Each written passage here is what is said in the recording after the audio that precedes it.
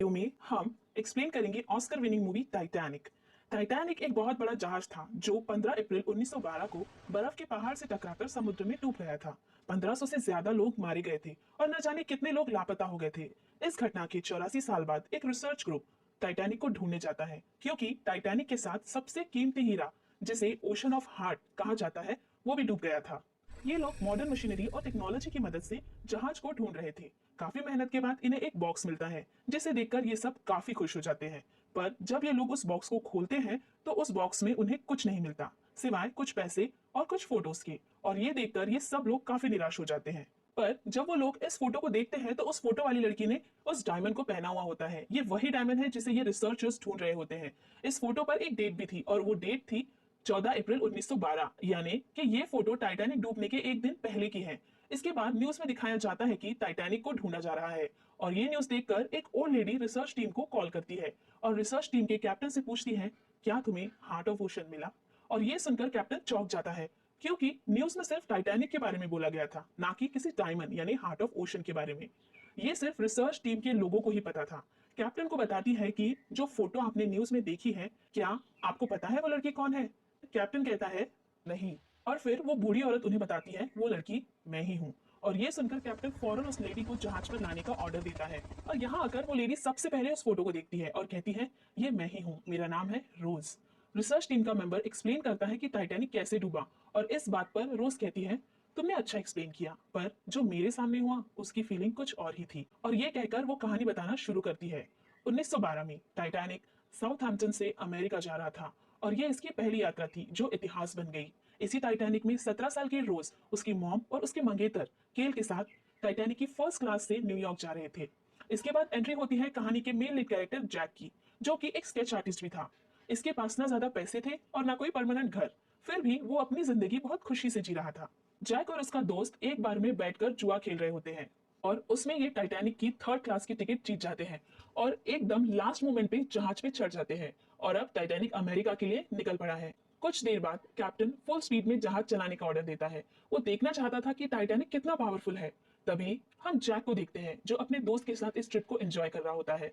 उसी वक्त उसे वहां रोज दिखती है और जैक उसे घूरने लगता है। जैक का दोस्त उसे कहता है कि ये अमीर घर की लड़की है, मतलब तुम्हारी औकात से बाहर। जैक नोटिस करता है कि रोज बहुत ही अपसेट है, और ऐसा इसीलिए है क्योंकि रोज इस आलीशान जहाज में ट्रैवल तो है, पर वह खुश नहीं है, क्योंकि उसकी मर्जी के खिलाफ उसकी शादी हो रही है और उसे फोर्सफुली न्यूयॉर्क ले जाया जा रहा है। उसके आसपास हमेशा पैसा और पावर की बातें होती है, जो उसे बिल्कुल भी पसंद नहीं है। उसे इस जहाज में एक जेल की तरह लग रहा है और न्यूयॉर्क पहुंचते ही उसकी शादी हो जाएगी, जिससे उसकी आजादी खत्म हो जाएगी और उसकी जिंदगी भी। रोज एक दिन परेशान होकर सुसाइड करने जाती है, पर उसे तैरना नहीं आता। यहाँ जैक उसे रोकने की कोशिश करते हुए कहता है, अगर तुम कूदी तो मुझे भी कूदना पड़ेगा। समुद्र का पानी बहुत ठंडा है और हमारी मौत बहुत दर्दनाक होगी। जैक रोज को सुसाइड ना करने के लिए मना लेता है, और जैक जब उसका हाथ पकड़कर उसे अंदर ले रहा था तो तभी रोज का पैर फिसल जाता है और वो डर जाती है, चीखने चिल्लाने लगती है और किसी तरह जैक उसे बचा लेता है। तभी वहां पर गार्ड आ जाते हैं और उन्हें लगता है जैक रोज के साथ मिसबिहेव कर रहा है। गार्ड उसे पकड़ लेते हैं और रोज का फियांसे कैल को इन्फॉर्म कर देते हैं। रोज का मंगेतर कैल जैक को गाली देने लगता है। तब रोज कैल से कहती है कि गलती मेरी थी, मैं रेलिंग के पास खड़ी थी और मैं देख रही थी, तभी मेरा पैर फिसल गया और जैक ने मेरी जान बचाई। वो जैक को कुछ पैसे देकर वहां से जाने लगता है। तब रोज उसे कहती है, मेरी जान बचाने की बस इतनी सी कीमत, और कैल जैक को डिनर के लिए इनवाइट करता है। रोज जैक से मिलती है तो उसे पता चलता है कि जैक एक स्केच आर्टिस्ट है। वो गरीब है पर उसने आधी दुनिया घूम रखी है।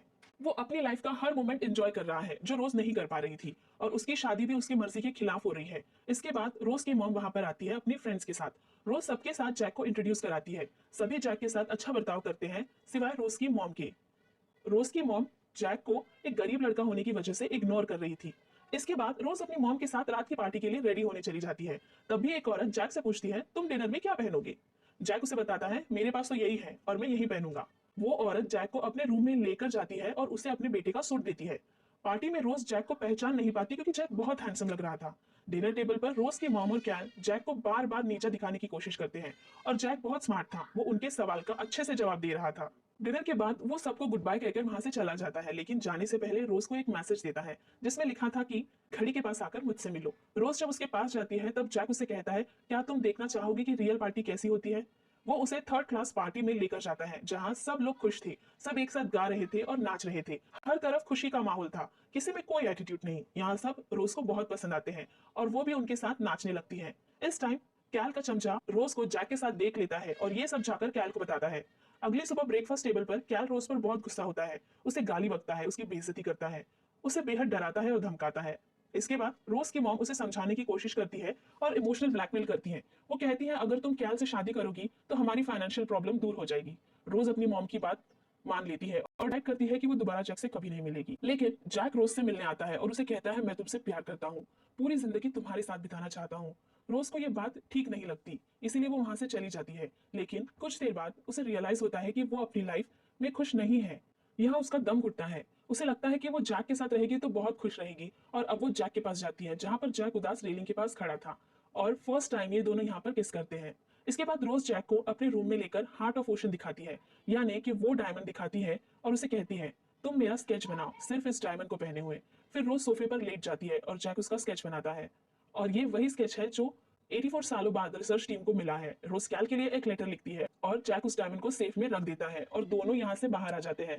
कैल रूम में आता है तो वो ये स्केच को देखता है, साथ ही वो लेटर पढ़ता है जिसमें लिखा था अब तुम चाहो तो मुझे इसमें कैद करके रख सकते हो। अब कैल गुस्से में आग बबूला होकर अपने चमचे से कहता है रोज को ढूंढो। इधर जैक और रोज एक कार्गो रूम में पहुंच गए थे और एक कार में इंटीमेट होते हैं। इसके बाद ऊपर आकर भी दोनों रोमांस करने लगते हैं। रोज जैक से कहती है जहाज पोर्ट पर रुकते ही मैं तुम्हारे साथ भाग जाऊंगी। जहाज के क्रू मेंबर सामने देखने की बजाय इन दोनों को देख रहे थे।